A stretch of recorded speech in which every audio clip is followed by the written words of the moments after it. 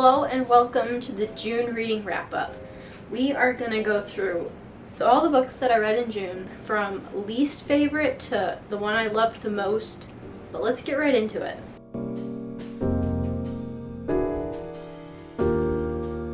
So coming in at last place, the book that Book Talk loved the most, and I went, no, I'm just going to borrow this from the library. I don't want to buy it right now because what if I hate it, is Icebreaker.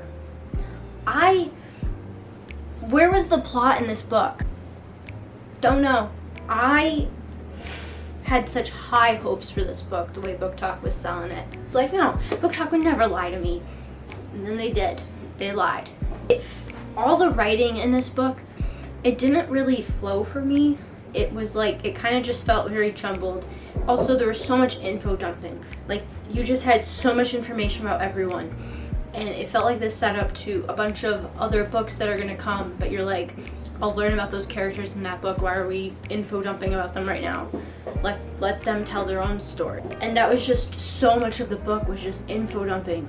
And then, like, nothing happened and so much happened, and I hated all the characters. There wasn't any character that I was like, no, I'm just gonna pull through this and wait for the second book if another character gets one.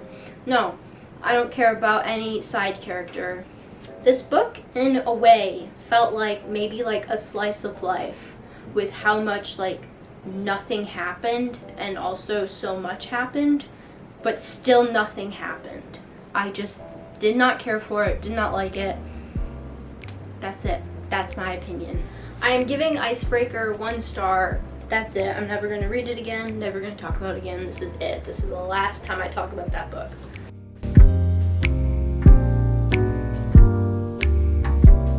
Next up, if you follow my Instagram, you will know what book I'm about to be mentioning. I have talked about it quite a bit on there. But that is Mr. Malcolm's List. I got this book because it said Mr. Darcy on the back. A nice Mr. Darcy moment, and I was like, sold. You had me a Mr. Darcy.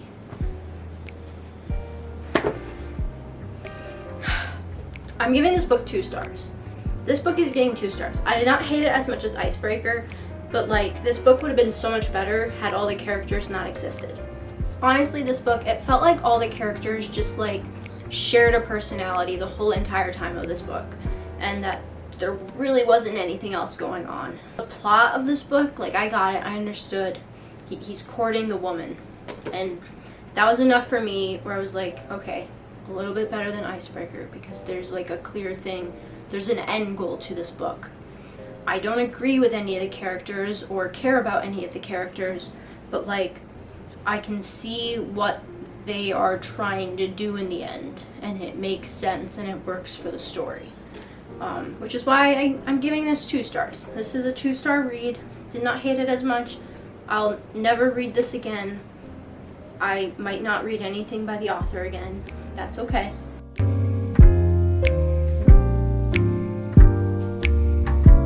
Alright, getting into more of my 3-star reads this time. And like, honestly, at this point, all these books I had enjoyed enough that I would read something else by the author. So coming up next is going to be By the Book. This book, there's like 3 of them in this like little series thing that they're doing. And they're all by different authors. The first book I was like, eh.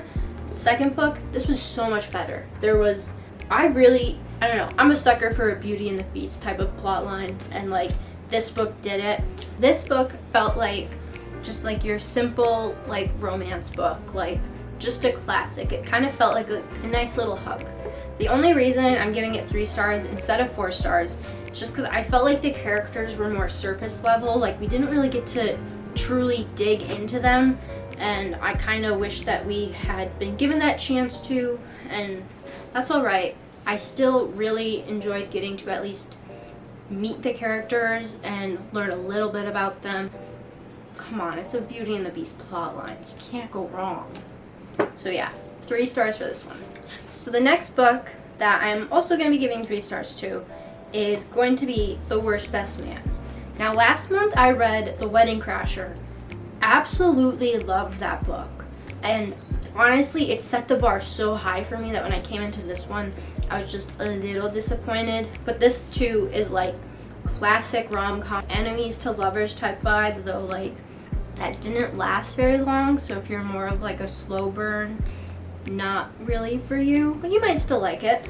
But the characters were just very cute, and it was overall like just a cute romance, and I really enjoyed that. Again, this one also just felt like a hug, and the reason for like 3 stars instead of 4 stars is the Wedding Crasher honestly just set my hopes so high, and so like the ending of this book was just a little underwhelming for me, and I was kind of like, I liked Wedding Crasher more. Really enjoyed reading the characters, enjoyed reading the plot of like this book. So yeah, this one's in at 3 stars. I really am enjoying reading books by this author, so definitely going to be picking up some more.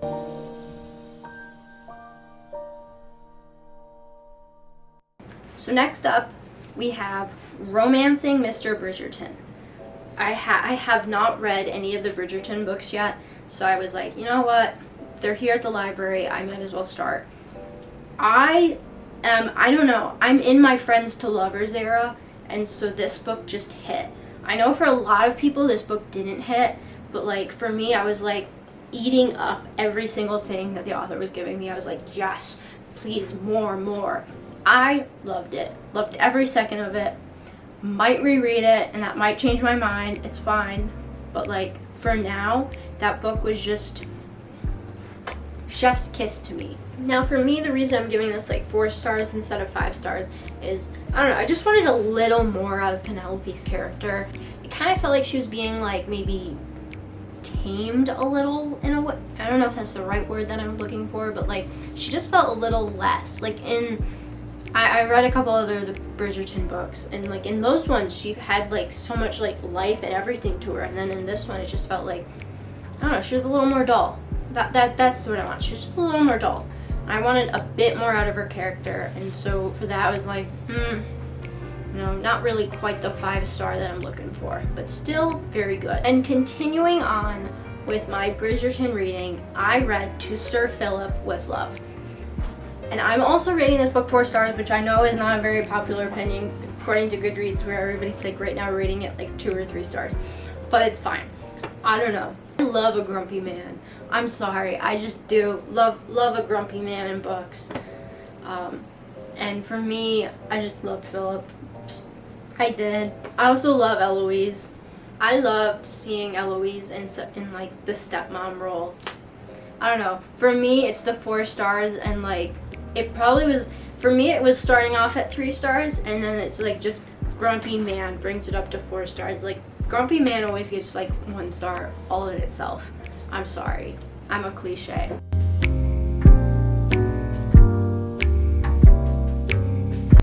So next up we have Love on the Brain. I'm giving this like 4.5, 5 stars.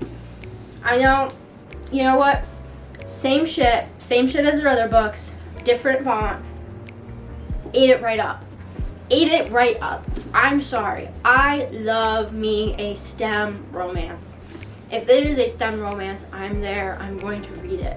If you have STEM romance recommendations, the chances that I haven't read it, slim, but still recommend them. I can't help myself. I eat this stuff right up. Also, who doesn't love Adam Driver? For me, this is just one of those books that like, it just gives me the good vibes, gives me the cozy feeling, gives me that warm hug, gives me every single thing I want in a romance, and I'm just like happy in the end, and I'm not like upset about anything that's happened, and I'm just like, wow, I'm gonna reread this, and I'm already rereading it, so like it's gonna be 5 stars, and you can't trust my opinion when it comes to any STEM romance ever, because it's almost always gonna be a 5 star. So last and certainly not least is my most favorite book that I read in June, and that is The Theory of Not Quite Everything. I loved this book. This had everything. First off, you get like the sister-brother like plot of just like family navigation, found family, and I loved their bond so much. You have a little subplot of romance, and that was cute and great. The brother who's studying P equal NP, which is this like big mathematical thing in like the math world, and it's something that I've actually like been studying and reading up on before even like reading this book. It's just like the thing that I've been looking at, like maybe thesis wise. And so I was just like reading this book and I'm like, I know all of this. Like, I know what they're talking about. I know where some of this information's coming from. And then I read in the back of the book that the author had like reached out to different professors to find out, like, just to have them like proof that like how she's describing this thing is real. And I loved that. I loved that. I was like, yes, finally somebody is fact checking. Because if you know me, you know I usually don't read any like sciencey, like really sciencey based books that are gonna go in depth on like theories like that, because sometimes it just feels too made up for me. But like books that are very obviously like trying to be more like the thing would hit the moon in this angle and now the world's ending, can't read it, because I'm just like, no, probably wouldn't happen. That's not actually mathematically true, and can't get out of my head. But this book, perfect. Oh my gosh. This book was, I borrowed this book from the library. I've already like, I'm going to be going to the store to get it, because like, I need this book. This book was like beautifully written. Everything worked, everything blended together so nicely. I just love a good brotherly sister love with like a little side plot of some romance going on for both the characters, and just like overall like it just felt real. Like this book just felt very, very real to me, and I loved that. It was just good. It had every single thing that like I really want in a book, and felt all nice and cozy and hopeful, and it was just great. So yeah, those are all the books that I read this June. Hope you liked hearing the very quick recap. If you want more in-depth reviews, let me know in the comments, because I can also give that too. But overall, I seem to have like a pink thing going on. Most of these covers are pink, and like this one has touches of pink. Makes sense. See you guys next month for our July reading recap. And if there's a book you really want me to be reading for July, comment it down below and I will do my best to get it. See you in the next one. Bye.